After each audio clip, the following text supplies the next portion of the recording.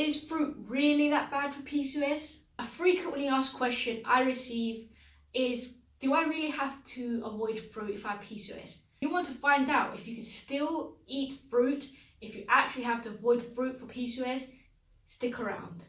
Hello and welcome to PCOS Myth Busting Mondays with me, Despina Pavlou, founder of PCOS Oracle, where I talk about all things PCOS and how to reverse it naturally. So if you're into learning how to reverse PCOS, you want to gain some more knowledge about PCOS, then consider subscribing to the channel. Click that red box down below, like this video. So I'm pretty sure that you've come across a bunch of articles saying that you should avoid fruit because it's high in sugar. But that doesn't mean that you have to avoid it. And here's the reasons why. So let's get into it. So you can still eat fruit because here's the thing. Fruit does contain sugar, contains fructose, which is a form of sugar.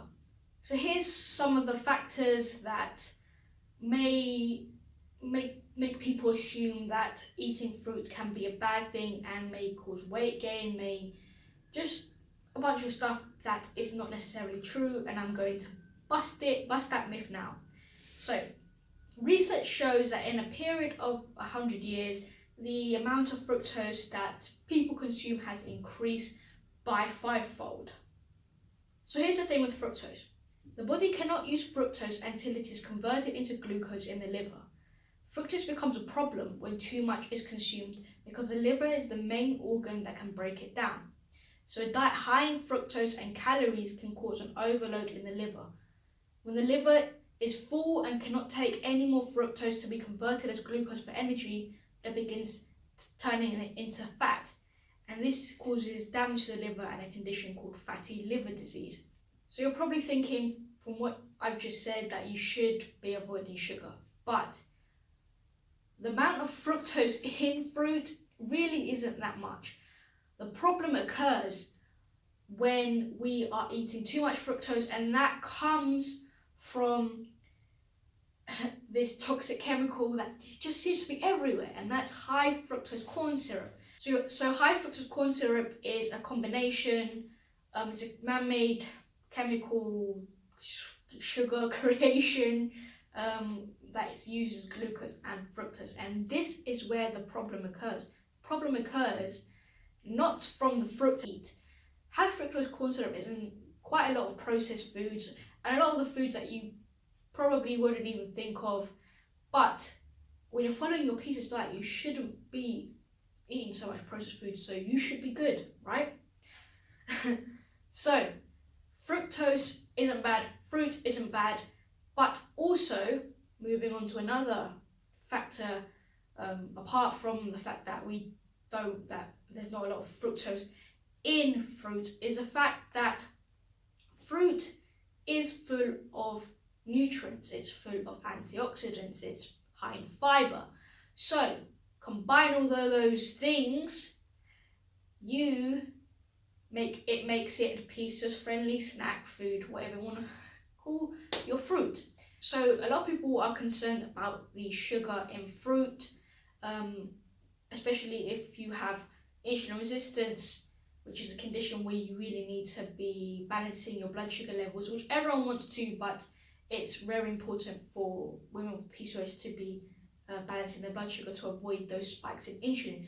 So if you are eating fruit, obviously that has antioxidants, it has a fiber, you eat that fruit, so you're not going to get that spike in blood sugar and in turn on that spike in insulin, because that fiber is slowing the release. And that's what you need to know about fruit. Fruit is a great PCOS friendly food, a great hormone balancing food, which I recommend. If you are on the cautious side of your sugar intake, you can opt for low sugar and low glycemic index fruit. The glycemic index is a measure used to identify the impact a carbohydrate like fruit will have on your blood sugar, in turn insulin. So if you want to opt for these low glycemic index fruits, you can go for strawberries, blueberries, blackberries, any of the berries, cherries, as well as nectarines, peaches, apricots, pears. There's a bunch of fruits that you could choose from if you want to be more cautious and reserved on that aspect, which is totally fine. There's nothing wrong with being a little bit more cautious and reserved with your sugar intake. So go with those low glycemic, low sugar, compared to the mangoes, the pineapples, which tend to be a lot higher in sugar. So in summary, you don't have to avoid fruit. Fruit is totally fine, a great PCOS friendly snack that you can enjoy. You can enjoy for your breakfast, your lunch, a snack, whatever you want. Find a low sugar, low glycemic, whatever you want, and enjoy the refreshing and the great health benefits associated with fruit. So no, you don't have to avoid fruit. So thank you so much for tuning into the video.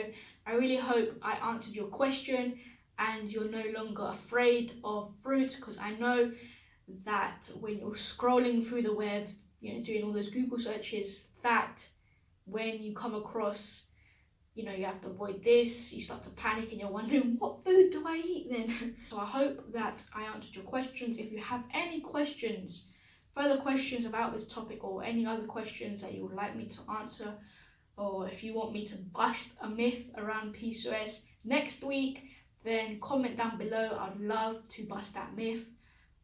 If you have any queries or if you're not sure about something, again, comment. Thank you so much for watching. Give this video a like, share it, share the knowledge that fruit isn't bad, fruit is healthy. And don't forget to subscribe. Click that box down there. Thanks for watching.